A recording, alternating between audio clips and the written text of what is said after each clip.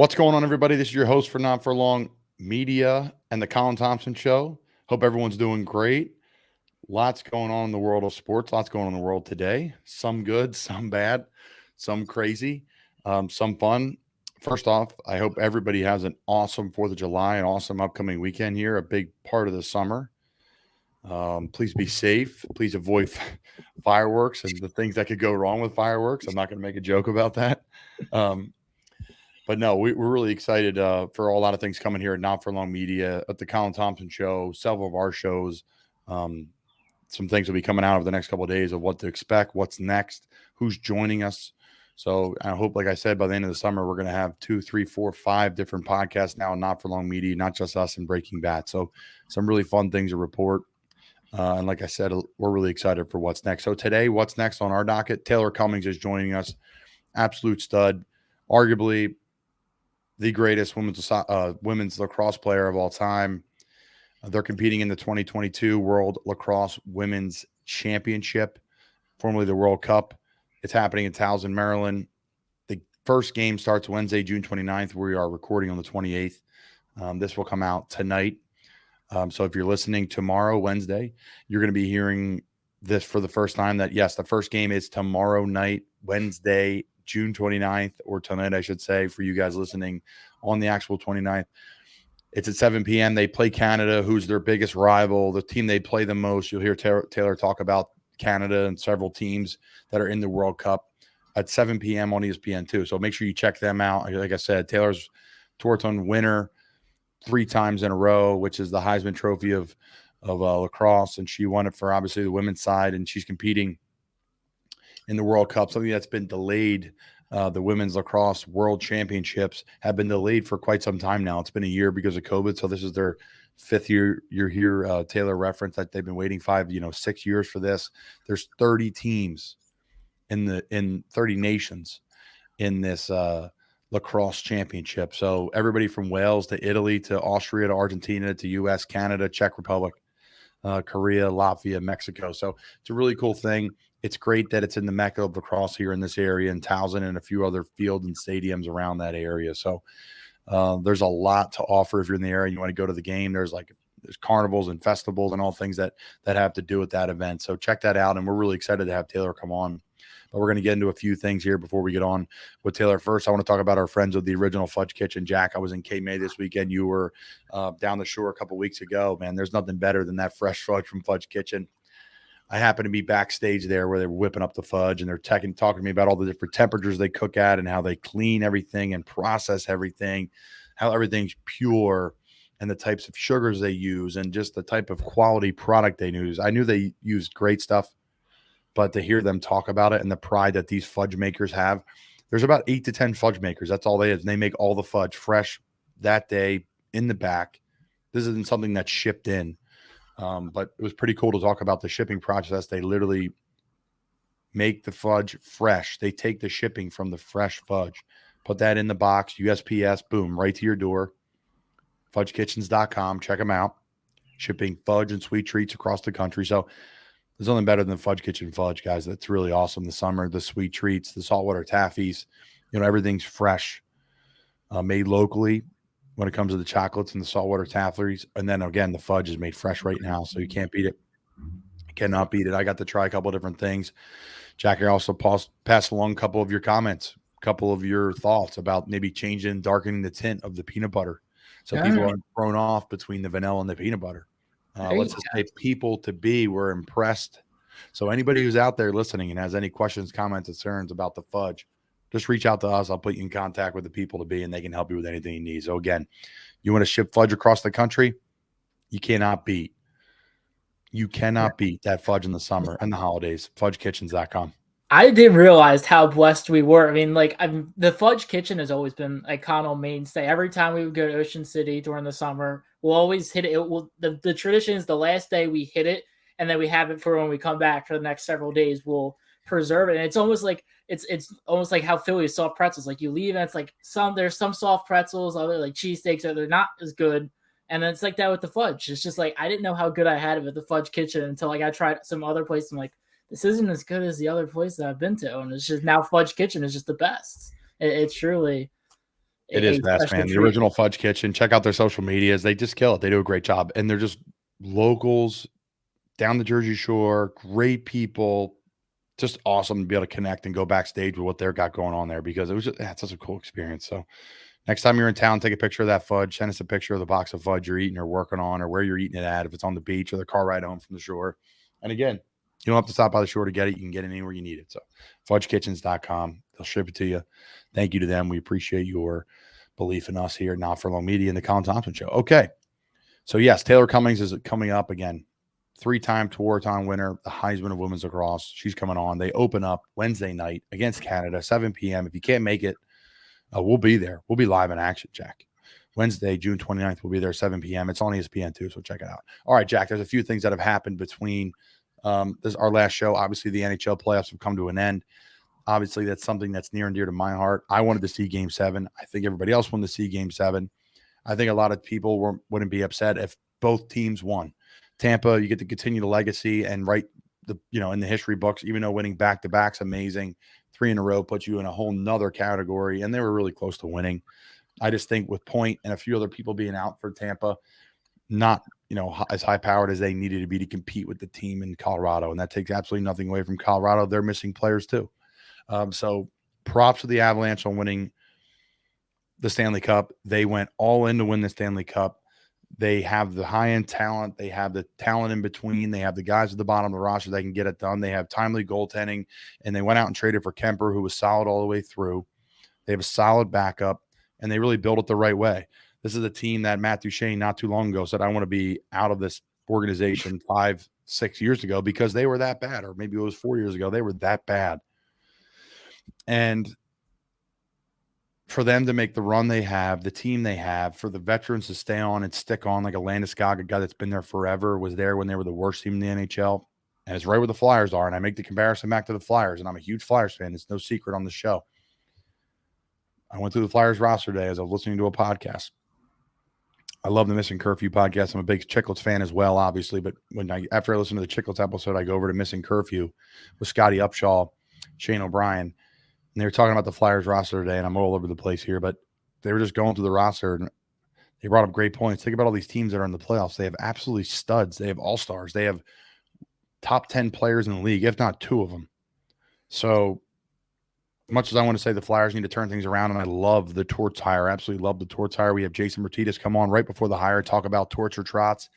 The Torts hire is an awesome hire. I know people are, hung up about it and a couple of different things, but the podcasts I listen to, the actual real reporting from the players, that they have nothing but great things to say about him. There's a couple players that are going to tweet this and that he's not the greatest and blah, blah, blah. But every player that's a pro and is mature, and they love playing for him. So I'm excited for that opportunity. I think they need to go out and get affordable veterans to make themselves competitive. But do they have any young pieces that are really that great other than Carter Hart? They have 0. So we'll see what happens. Provorov needs to step up. The Flyers, I need to get back talking to Stanley Cup, but it's hard not to talk about the Flyers and how frustrating it is because there's literally nothing in the cupboard to give up. They passed on the greatest defenseman in the NHL right now in Cal McCarr. So and drafted Nolan Patrick, who I think was the right pick to take. He was a number 2 player. I think McCarr went 3rd or 4th or 5th, somewhere after the Flyers, took a pick. So 4 or 5 teams passed up on him, not just the Flyers. But he's changing, everything. The guy won the Conn Smythe. He won he won just about everything, and he won the Stanley Cup. So props to Kel McCarr. Props to the Avalanche. I was bummed by Lightning. Again, I'm a person that supports the Lightning. I was down there in the XFL. I got to be around kind of that team from afar and kind of watch what they do, see how good they are. I like John Cooper. I like the coach. They're going to be back again. Why not? They have the goalie. It's like 29 years old. They have the players. They have the pieces. So we'll see. And again, no income tax in the state of Florida. So there's guys who can go there, make a minimum. That's like making double, 2 million. Say if the minimum's a million, they're making 2 million. Say if they played in Canada or a high tax state like a California, New York, Buffalo. So we'll see what happens. That's my comments, Jack. I'm bummed the Lightning did not force it Game 7. It was a tough game, 2-1. I think there was some refereeing down the end there. There was a little suspect going towards the Avalanche's way. So that stinks. It also stinks that the first game, that other game, there were 6 men on the ice when the goal happened for an overtime for the Avalanche to win. So, Tampa could have tied that series up and we would have had 7 games, which is kind of a bummer. But again, probably one of the better NHL seasons. RA, who's come on the podcast and talked about that. RA is an absolute stud. He talked about it's one of the best NHL seasons he's ever seen. You guys watch a lot of hockey. So I went all over the place, Jack, per usual. But congrats to the Avalanche. The Lightning will be back better than ever. The Flyers have a huge decision to make, whether they're just going to tank or they're going to sign and go into the playoffs and try to compete with this high-end talent, because as of now, they're nowhere near these teams. Is it also fair to give the Avalanche the fudged up moment of the week for dropping the Stanley Cup like 5 seconds into getting the cup? Yeah, I think it is fair. You see that?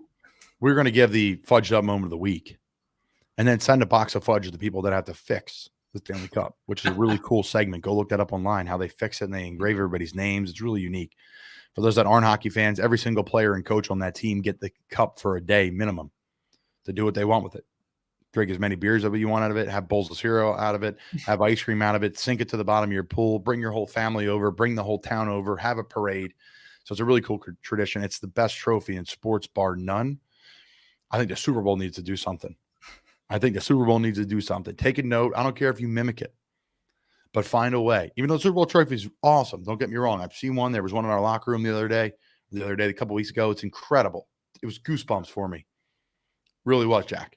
But the bottom line is there's nothing like that Stanley Cup. I think there was a video of LeBron James the other day when he walked by it, and he was just like, oh, boy, it's a Stanley Cup. Like, right, he plays in the NBA. He's won millions of championships or whatever he's done.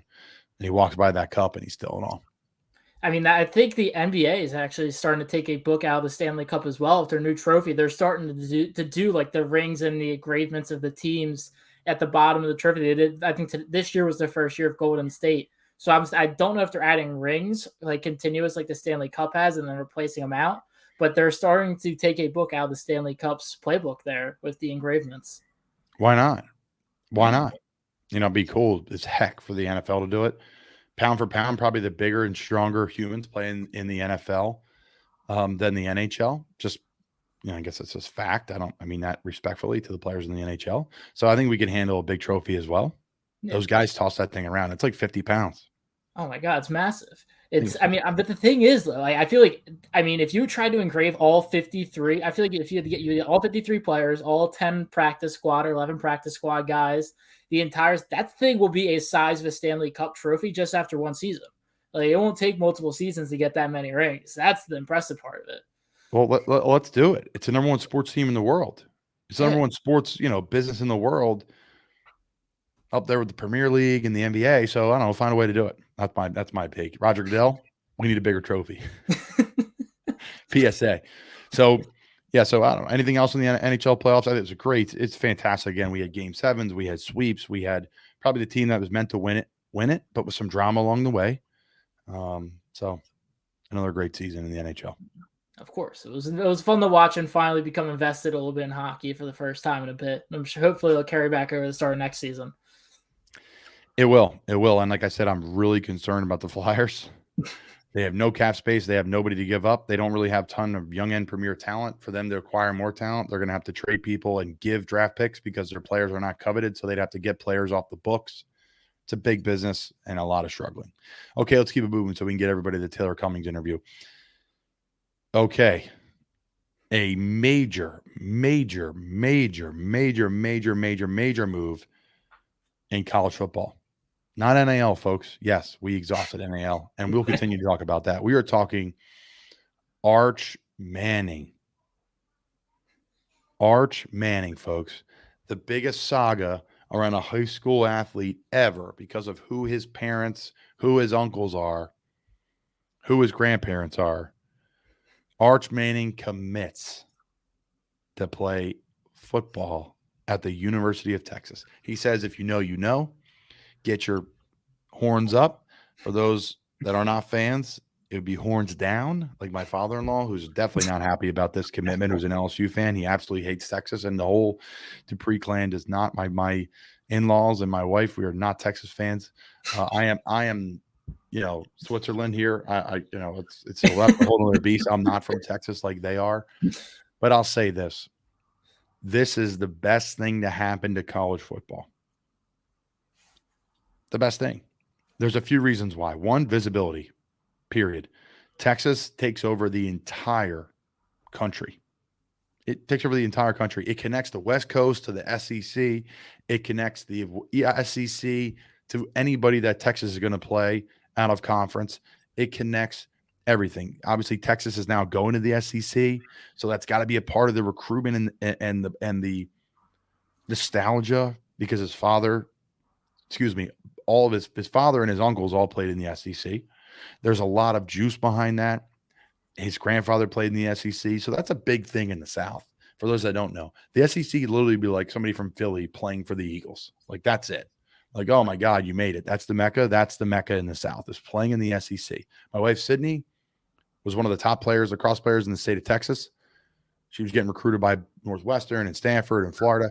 She went to Florida because she wanted to go to the SEC, and Florida has two lacrosse the SEC has two lacrosse teams. Vanderbilt women's and Gator women's lacrosse. That's it. No men's. So it was either go to Texas, go to TCU, go to A&M, go to, she got recruited by Duke for lacrosse, or go to Florida. There was no other choice. So it was like school or go play lacrosse in Florida, and she had a great career in Florida. Played against Taylor Cummings a ton in Maryland. So I digress, but the SEC is huge. It is Mecca in the South. So they're from Louisiana. Texas is not very far from there. Obviously, they can get there. They have the finances, I would guess. I don't want to speak, but they have the finances to get the games. But they're going to play games at LSU. They're going to play games at A&M. They're going to play games at Oklahoma. They're going to play big-time games. Texas now is the number one brand in college football when they're rolling, period. Hate to say it, but they're the number one brand in college football. When Texas is rolling, they're got to be number one, right? Top five. I mean, it is phenomenal what Texas has put together, because you look at Texas's roster and you could legitimately, I'm not saying it's without a doubt, I'm saying there is a debate that Arch Manning might not even be the best QB on his roster when he steps in there. He's got Quinn Ewers. He reclassified, but he's technically 1 year older than Arch at this point. He should be a freshman this season, number 1 or number 2 QB in his class. They've got another number 2 QB, I think it's like somewhere number 2 or number 4 QB in their class, also part of that team. And an SEC transfer, I think, is 2 years out from this point, or is it 1 year now from this point for Texas? Well, I think it's all moving up. I don't know if it's declared yet. I know the American Athletic Conference, UCF, Cincinnati, and Houston are all leaving after next season. Okay. So they're all paying money to get in there quicker, right? So I'm assuming 1 year, boom, he's going to be playing. You need to redshirt him. Yeah. You have to. Just to get him organized. He won't be. Here's another thing that people don't understand. Awesome college football, great. It's worth the sacrifice. You're going to make a lot of money. He won't be able to go to class. He will not go to class. Like Tim Tebow did not go to class at Florida. He had tutors come to his classroom. Now he'll take everything virtually. So Arch Manning literally will never step foot in a classroom in Texas. I would be shocked if he does. We're going to keep a tracker on that, Jack. We're going to send you down to Austin. But he will never be able to go to a grocery store. He will never be able to go to a bar. He'll never be able to, I'm not saying encouraging underage drinking. He won't be able to go to, again, I'm not encouraging underage drinking, folks, but he'll never be able to go to an establishment in Austin. He'll never be able to go to a restaurant. He'll never be able to go to a grocery store. So I know it doesn't matter, and everyone turns their TV on and they want to see the kid go out there, perform, and play. But he is picking that place to solely play and win and go to the NFL. There's no hiding, especially that city. So, talk about right now. You even talk about storylines. This is one that just came to me now. The rise of Texas. What's the other big dormant powerhouse that is now suddenly back on the rise out in the Pac-12? USC. You've got all of that. Caleb Williams now taking the step up, potential Heisman leader, number 1 overall pick in the future. I mean, talk about 2 historic college football cornerstones coming back, with Bama still on top, Clemson, Georgia, all of these teams still in the mix. It is just, college football is at a whole other level going in this season. I think there's so much excitement for the first time. I would say in a while, but it's definitely the most excitement's been around it for a good time. The thing in sports now, every offseason becomes more exciting. We have no idea what's about to happen in the NBA. To me, the NBA offseason is way more fun than the in-season. There's going to be trades. Kyrie opts in today. He's going to be traded. All these guys are going to be traded. There are going to be all these new landing spots right before football season always starts. It's like, boom, right in the middle of training camp. This guy traded here. That guy traded there. This guy got drafted here. He got flopped here. So every offseason, to your point, becomes the next exciting thing. It really does. And it's not because, that's just what's hot. It's because it's fact. Like, people are being more creative now in the business of sports. They're more creative now with salary cap. Guys are getting moved, traded, shifted because people now see they go all in. They're going to win a championship, or you're going to be in the finals or whatever. Look at Golden State, way over the luxury tax. Great.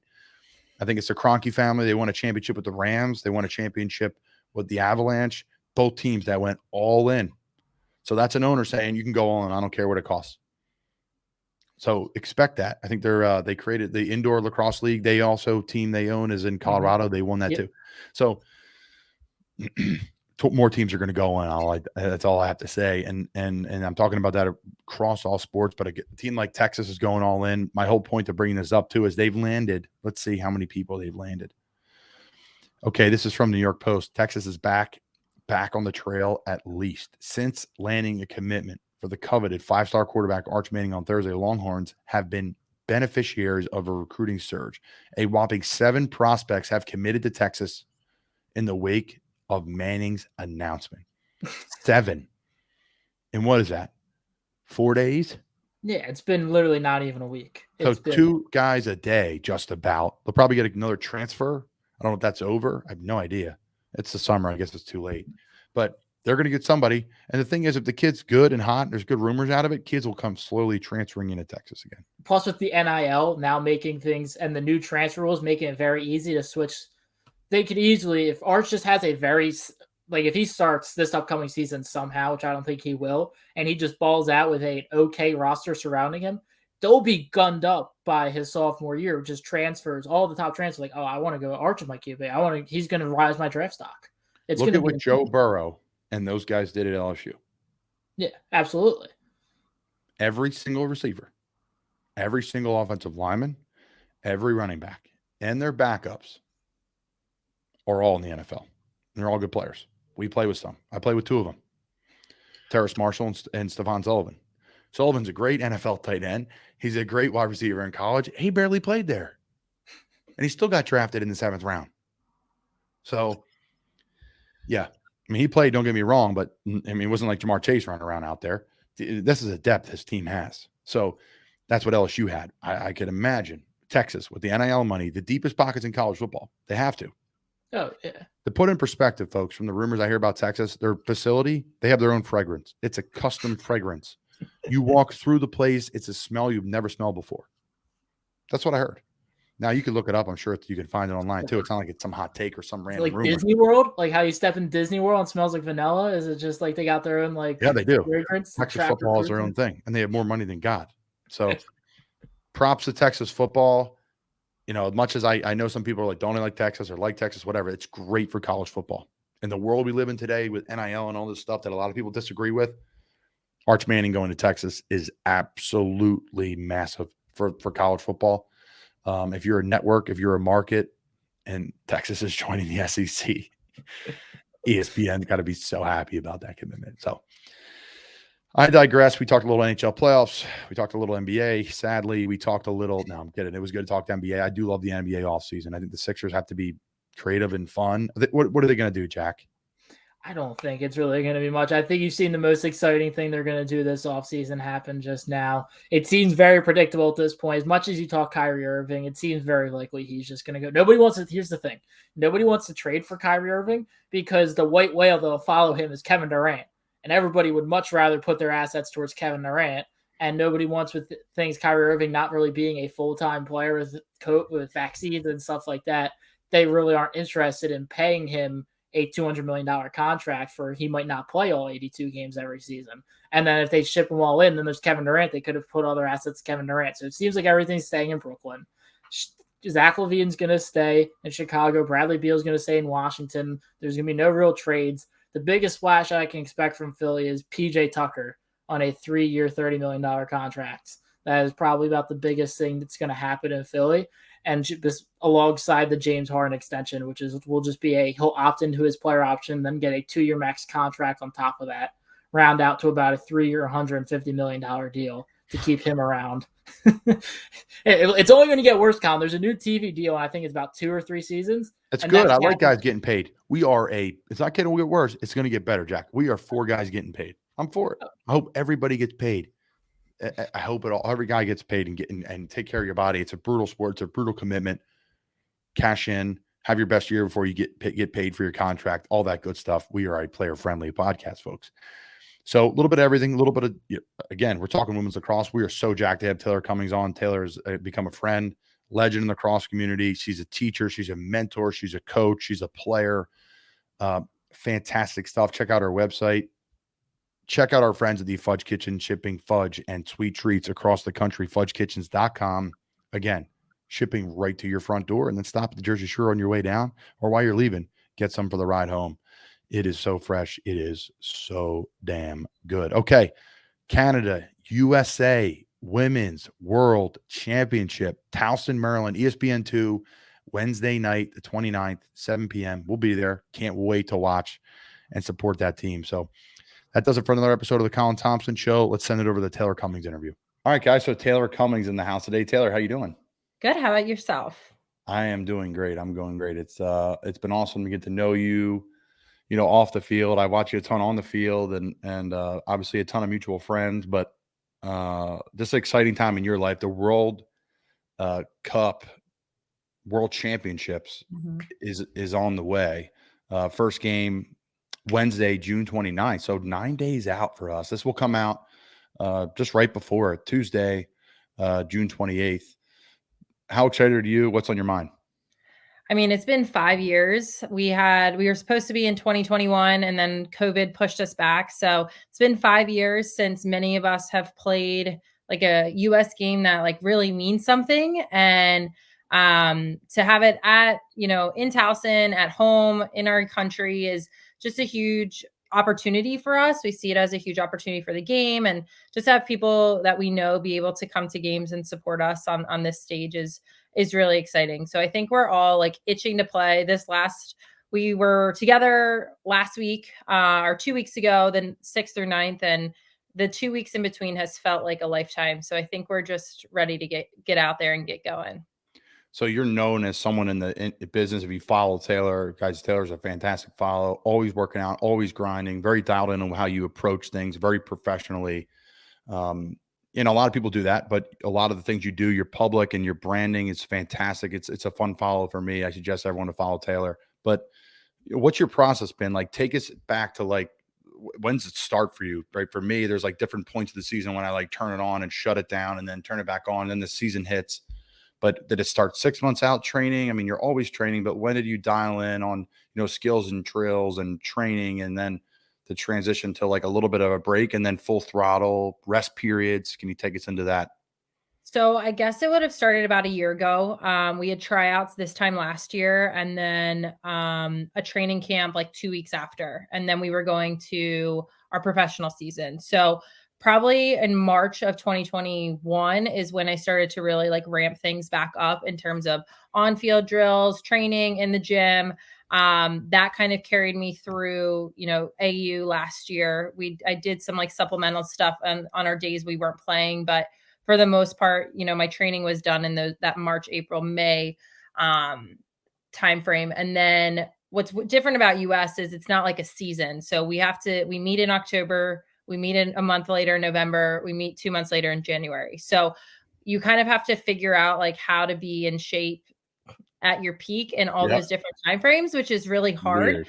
So that's where like, I'm so lucky I have my trainer in Jay Dyer that he would kind of like ramp me up right before, taper me down, ramp me up again for like a 2-week period, taper me down. And then our January weekend got canceled because of COVID. That's when like the Omicron whatever was really going off. So that actually allowed me probably from January to mid-February, I was at like 50% of doing what I usually do. And that's really hard for me. But I knew I couldn't keep training hard for a year and a half. So that was like a 50% taper down. I was still moving, but it wasn't at, the speed or the length that I've been in previous times. And then come like again, mid-March, that's when we started to ramp up. So I'm officially in like my last taper down before we get going to World Cup. So I feel good going into camp. The mental side of things is the hardest side of it. The training's the easy and the fun part. Post-training, you feel amazing. You feel like you made a deposit today, but those days are so important of rest, and I struggle with them a lot. The pool has been huge for me because I can still swim and do something and check a box and sauna and feel better. And I feel better the next day because I got a little bit of movement in. I didn't really take too big of a deposit out. So for someone that's, at the highest level, and I'll tell, a quick story. So for me, I was in and out of the NFL for like 3 years. And then I kind of got my feet back in, and then you work on different things. Once you're like on a team, you're working on different drills and all the things that you're trying to do with your current role. But when you're out and you're trying to go in, there's like these little I do workouts. So you'll just show up to a workout and you got to be in great shape. Some workouts are 5 minutes long. Like you literally show up, they put you through a bag drill, you run 4 routes, and they say, okay, we're going to pick you. You're on the team. Some you have the conditioning test, you do all these different things. Then you have to live your normal life because you don't know what's going on. Yep. And I really feel like I couldn't pick one thing to work on. I feel like I was doing like 50% of everything, which is kind of what football is. And I really felt like, that I've been on a team, I've been able to specify on things and say, okay, this is what I do well. I need to make sure I keep doing that. I need to make sure I work on these fewer, 3, 4, 5, 6 things, tight end positions. We do everything. So it's a little bit different. What's been the one thing for you professionally that you've changed from your career from college? College, you won Tewaaraton 3 times, national championships, right? One of the top players in the world. Great. But in your own head, there's improvement, some spaces. And especially when you leave, you don't have the structure of like, hey, Taylor, you got to go to class here. You got to be at practice here. You have to get off the field because the NCAA says you got to get off the field. What are you working on now with all your professional, quote unquote, free time? I think first and foremost is resting. As I've gotten older, like I'm not 19 years old anymore where we can, go play a ton of games and go to a bar and then, wake up and feel great the next day. And the good life. So yeah, the great life. And so like figuring out how to incorporate rest for me is honestly the hardest part because I do like even a day off, I feel like itchy and I feel like I like haven't done anything. And so that has been a really difficult part for me just because I know like my training's so spread out, my opportunities to play are so spread out. But I think secondly is just like, it's really easy for me to go out and go shoot. It's really easy for me to go out and go do dodges or even do draw work. But defensively, like being a defender and somebody who doesn't play against other live humans all the time, that's the hardest part. So incorporating a lot of change of direction stuff, footwork, going against, my high school kids, going against, my trainer, he'll, do different reaction drills just to kind of mimic as much as possible that live reaction time to reacting to somebody. And you know what it's like. You practice against air and it's nothing compared to practicing against a human who's trying to actually do something. So that has been something that I really struggled with, especially right out of college. But as it's gone on, it's been a lot easier to figure out how to supplement that and to get that into my schedule so that, when I do go to a training camp, it only takes me like half a practice to get back into it and not, the full camp to feel like I'm back where I used to be. The soreness after you get back is so frustrating in the sense that you're like, I literally couldn't have trained any harder. But the older I've gotten, I'm like, I just know it's coming. And I know it's really the adrenaline. Like the minute our stuff is filmed, the minute there's a coach out there, and the NFL's got a lot of restrictions. So like we go through a 2-week period where there's no coaches, you run and do stuff on your own, but it's being filmed. Or maybe it's not filmed, but it's just you're in your gear, you're in the building, you're getting paid to be there. Like literally the soreness I have after running just like tempo runs, I'm like, man, I just ran 50 of these last week. I ran 10 this week. I'm sore. There's something to it. And then obviously when the hitting and the training camp happens, it's like a whole nother world, but you get used to it and it's fine. But there's a lot to digest there. I think, for me, you talk about professionally, you talked about development. The hardest part about football is first off, it's a whole nother can of worms business wise, because there's no developmental leagues for the professionals other than college. But development as someone in football, like what do you do in the off season other than like run and lift? You can't really recreate what happens. You can run routes and do all that stuff. Lacrosse wise, and particularly women, they're really starting to develop. There's already men's leagues, professional lacrosse leagues. You've played in those leagues. a higher score in the one league I saw. You've done it. You're an advocate for the sport off the field when it comes to business wise. Obviously, you have your own clinics. You're supportive of everything that's going on when it comes to getting on ESPN and all that stuff. Where is the women's lacrosse world development wise off the field, business wise off the field? I think this latest league in Athletes Unlimited is like the most real league that we've participated in. I was very fortunate that when I graduated, the UWLX was like the first semi-pro league, started the same year I graduated. So I'm very fortunate that I've never had like a summer where I didn't have an opportunity to play outside of US once I graduated. And that we basically played for free. And you paid then to play because you drove and you right. flew.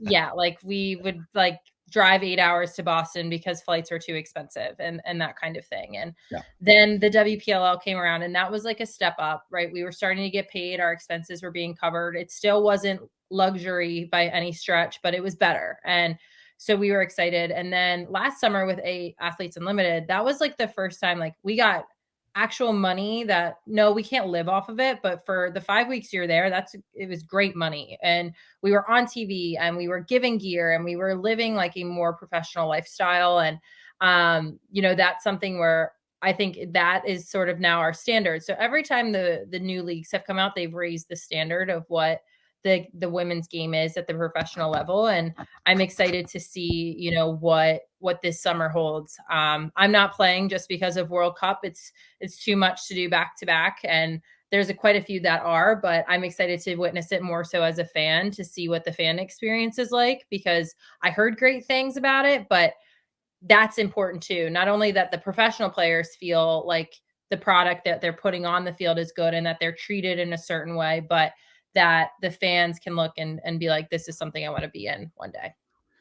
The development of stars and featuring them at all levels, on and off the field. You're seeing it now with, Vrabel and what they're doing in the men's league. I saw ESPN. This actually just popped in my head as you and I were talking about this, but ESPN bought the series that he's doing, kind of like the F1 situation that happened. And it was amazing. We were actually in downtown Baltimore yesterday, having a drink and having a bite at Fed Hill. And people were like inside the bar, a group, the one TV was on F1 and we're all staring at it. And it's all because of a Netflix TV show.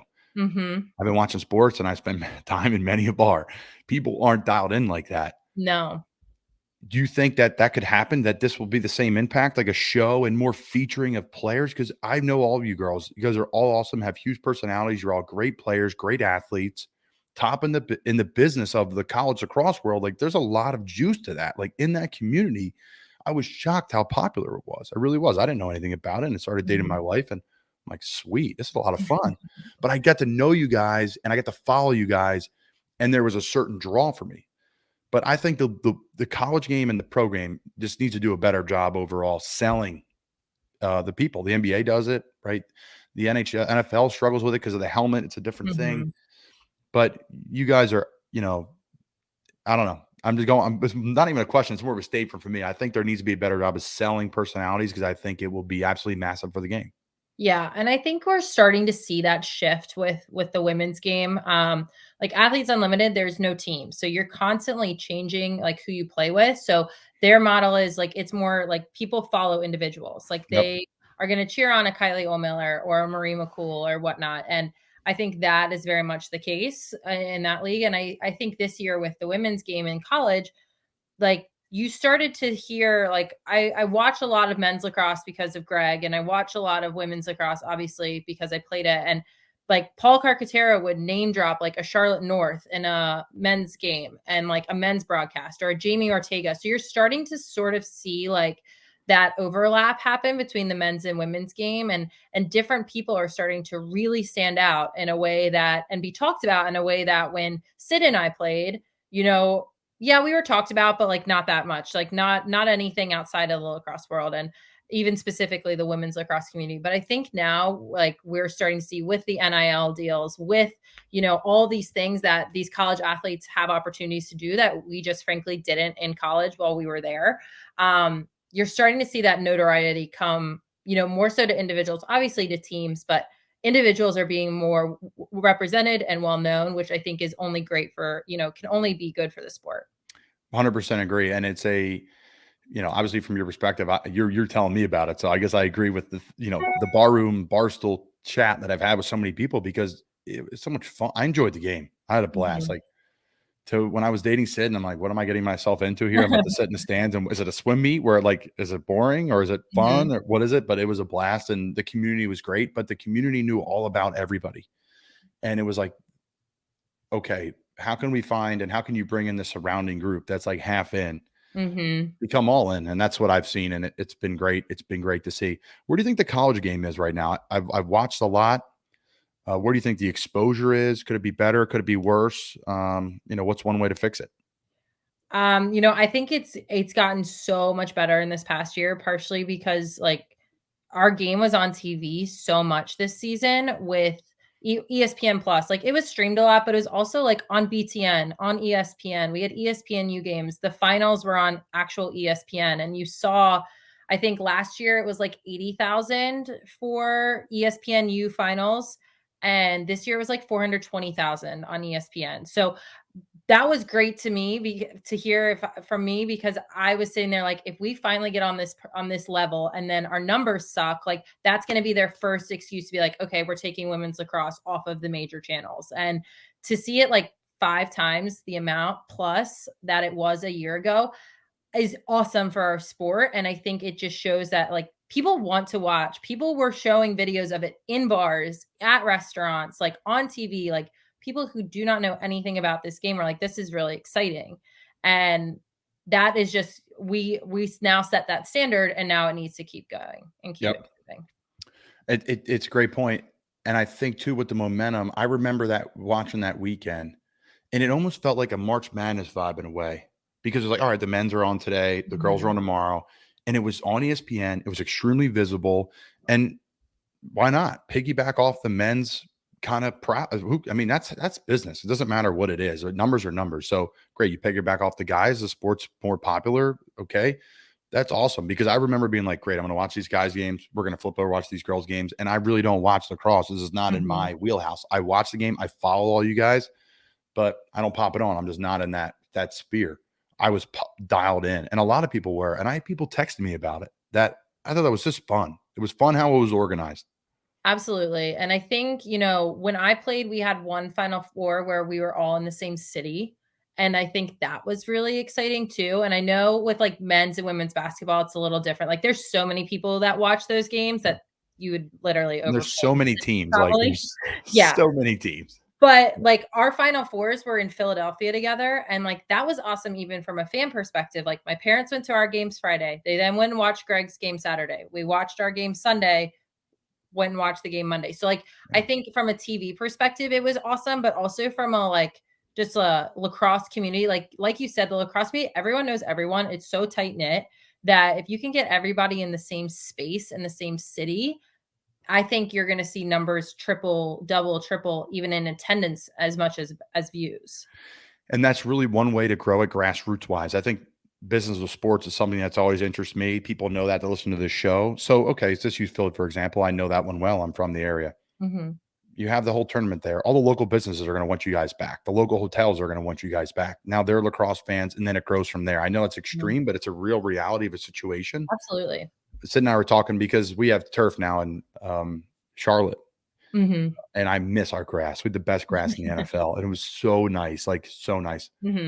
But I was like, well, hey, we got to go on the stage for Kenny Chesney. Like Kenny Chesney can't play a show on grass like that, and then we can't go out and practice the next day. And then we have a MLS soccer team, and then opening day last year of college football season, there was 3 college football games like back to back. It was like Charlotte and ECU versus like Duke and App State, and then Clemson versus Georgia, like 3 days in a row. Like that's $1 billion for the city of Charlotte. They're jacked to get football back in that city, and it's expected now. So I think it's a great idea. And the answer my question, what is the way to fix it? Not going to fix it, but it's not broken. But that would be an awesome way to add things. So yeah, absolutely. I absolutely love that idea, getting it all together. Okay. So what's next for this World Cup? Can you talk about the other teams? Can you kind of bring everybody in who's listening to the show? That's like, okay, We're talking women's lax on the show today. Talk about the World Cup, different teams, different players from different countries. What's their process? Where do they come from? How do they qualify? Like all the questions that anybody would have about this thing. So World Cup we're having 30 countries. There's quite a few. I think there's like 4 or 5 new teams actually in their first World Cup this year, or World Championships. It's World Championships technically. Okay, sorry. I need to fix my tone with that. Yeah, it's hard for me because I just refer to it as World Cup. So 4 or 5 brand new teams, which is awesome. And then basically there's different divisions that each team plays in based on their rankings from the previous World Cup. So similar to like soccer, and they compete a little bit more, so they have more ability to jump spots. But our bracket consists of us, England, Australia, Canada, and Scotland. And those have been the top 4. And then Scotland and Wales flipped from last World Cup. So Wales was in our bracket last year. Now Scotland is in our bracket this year. And between those 5 countries in particular, so much talent and a lot of players that played lacrosse in the United States for collegiately and then are going to go play for different countries. So you have like Megan Whittle, who plays for England. You have Dana Doby, who played at Maryland. You have Aurora Cordingley, who played at Maryland for Canada. You have Hannah Nielsen, who played at Northwestern, who's from Australia. So you have all these different players who, whether they were born in the country or they were born in the US and have ties to those countries, that's how we're going to really be able to recognize a lot of faces there. And they are very, very talented. And so I think for us, Canada, US is always the battle that kind of gets people going. And it's the one that we play them the most frequently, just because it's easier for them to come down and play us as opposed to like England coming across the ocean. So they're Canada's are probably our biggest rival. England and Australia are very, very talented as well, have a lot of really sharp players, and they play more consistently. So England and Australia have leagues that they play in together. They play for different cups. And then Scotland is the one that, I don't believe we played them last season or last World Cup. So we're actually excited to play them because we don't really know what's coming for us. And that's always fun and exciting too. That's awesome. I can't wait to go to a couple games. Obviously we're in the area now. It's going to be fun. There's 30 different teams: Argentina, Australia, Canada, China, Colombia, Germany. I'm not going to read everything here. Italy, Ireland, Hong Kong, Spain. I mean, that's really cool. United States, obviously, Wales, Sweden, Switzerland, Uganda, Latvia, Netherlands. That's really cool. And it's an awesome environment to be in this area. It needs to be in this area. It's a debate I've had again at the bar where I think it should be somewhere else. Grow the game somewhere else. It doesn't need to be in Baltimore, but it kind of needs to be here because the place is packed. What's your thoughts on that? Do you grow the game somewhere else where it would be people have to travel more, or you keep it here and you keep it more, more juice? I think for like an event like this, it's a once every 4 years, well, in our case, 5 years kind of event. You put it where the people are. And like for us, obviously a lot of East Coast players, so it's really easy for us. But I also think for fans, right, we're in one of the 2 major hotbeds. And for countries, right, it's an hour drive to DC if they want to go tour DC. It's like a 3-hour train ride if they want to go up to New York City. So you're kind of in that perfect place where, as a country that went over to England last year, we got to go to London. We got to go see different parts of England. And by being so centralized to a couple of different areas, it allows for countries who are traveling in to be able to go experience that. So I think it's a great place to be. Of course, I'm biased because I have to go right down the road. But, I think we're really excited to hold it in a hotbed to create an environment, hopefully similar to, the women's lacrosse Final Fours where, there's a ton of kids in the stands. There's so much hype around it and that people actually come. And we have the opportunity to do that, being in one of the 2 major hotbeds of our country. Love it. I can't wait to watch it. I'm excited. All right. As I wrap things up, what's next for you after the World Cup? What's on your docket? I know you're coaching. I know you're playing. I know you're, doing a little bit of everything. Got a couple camps lined up, lots of lessons. I have my best friend's little brother's wedding, and then Greg and I are actually getting married in September. So a lot to do, a lot of lacrosse, but a lot of other like big life things happening, which we're just excited about. So hopefully going to be able to get at least a couple days at the lake to relax after World Cup. And then it's like full steam ahead till the wedding. Take time off, Taylor Cummings.